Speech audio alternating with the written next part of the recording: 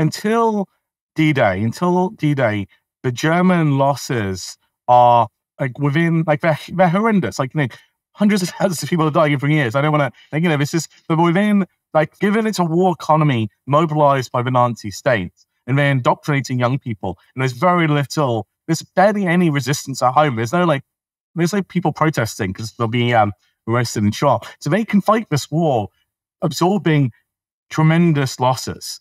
But after 44, they start to collapse. But let me try and explain why a little bit. I don't think I have it in this piece, but there's a idea in like military strategy called Lancaster's laws. Mm-hmm. And so there's Lancaster's linear law, which is kind of describing like hand-to-hand combat. So basically, in pre-gunpowder days, two armies fight each other. Like basically, one infantry guy can only kill one other guy at the same time.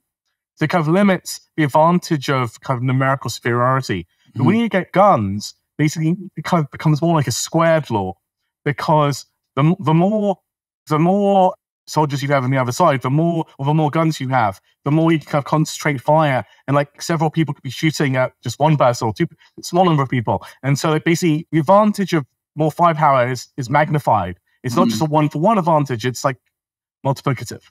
And so air power is like that. So air power is a force magnifier. So once the Allies get air superiority rather, they have this force magnifier, and they control mobility, and they can pick and choose where to fight the battles.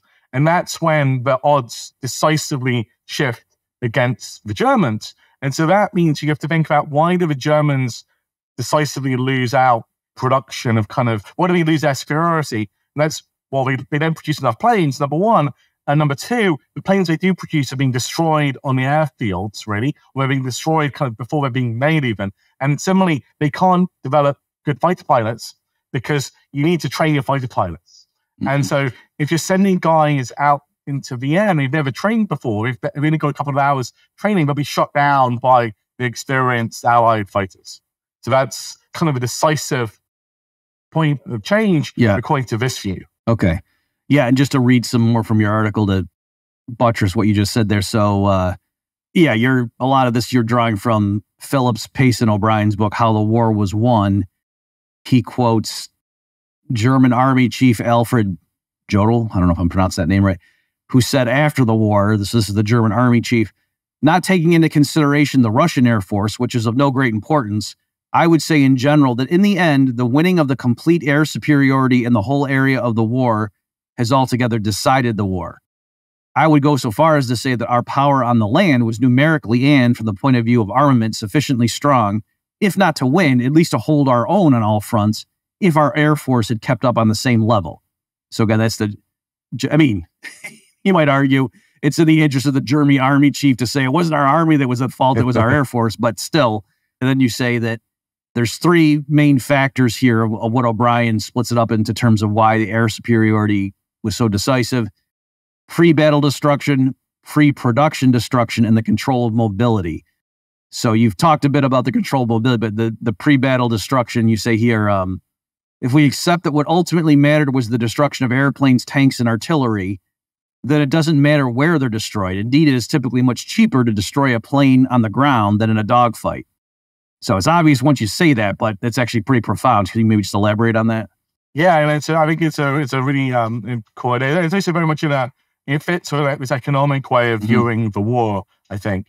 So if you're fighting a German Messerschmitt or a fighter plane in the air, like the dogfight, there's a decent chance that you'll be shot down as well, or you'll suffer damage. So if the Americans are taking on every German plane in the air, that's going to lose a lot of planes. And so that's kind of what's going on in the early part of the war.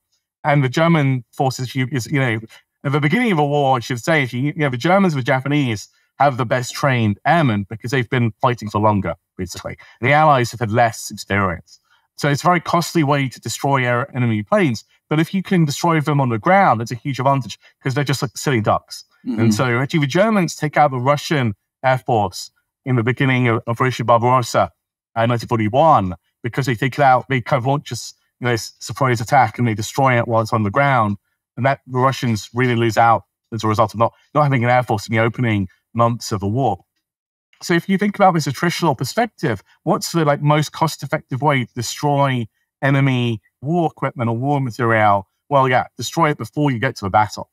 So, Stalingrad, they destroy a lot of planes, a lot of equipment, a lot of tanks, but the Russians pay a lot. They suffer. They lose a lot of Russians and Russian equipment to do that. Whereas the Allies are able to kind of destroy German war equipment more efficiently.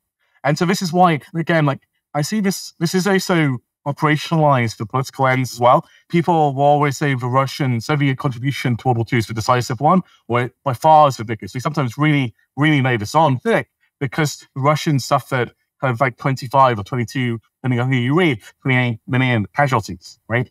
And so that's the measure of their contributions. They contributed the most. But actually, your measure of your contribution is what you're destroying, in some sense.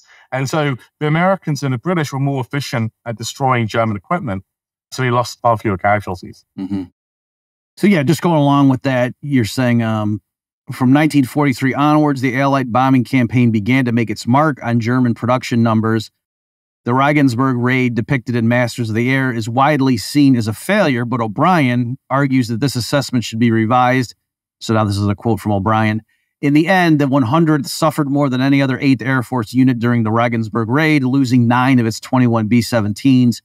This was an unsustainable casualty rate. It's one of the reasons that the Anglo-American Strategic Air Offensive in 1943 is almost universally seen as a failure. And yet, for all its heavy losses, this one raid on Regensburg destroyed far more aircraft than the Germans lost during the Battle of Kursk, perhaps more than they lost on the Eastern Front during all of the summer of 43.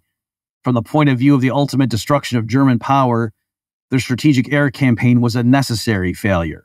And so, of course, if it's necessary, that means it wasn't really a failure. Yeah, I mean, he's saying two things, but I think it's very plausible to me. One is that the American loss, like from the American perspective, they can see why they're not even seeing all the damage they're doing. We'll get to that later with the pre-production destruction. So, in the fog of war, the Allies expect almost too much of this specific raid.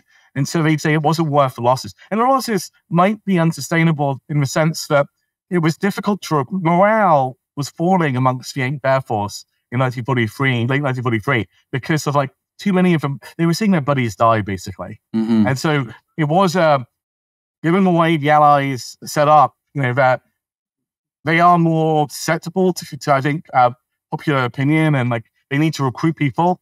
And it's possible that they couldn't continue those losses. So let's take that as a given. Nonetheless, they're doing far more damage than they might have realized to Germany's actual war capabilities. So it was extremely valuable.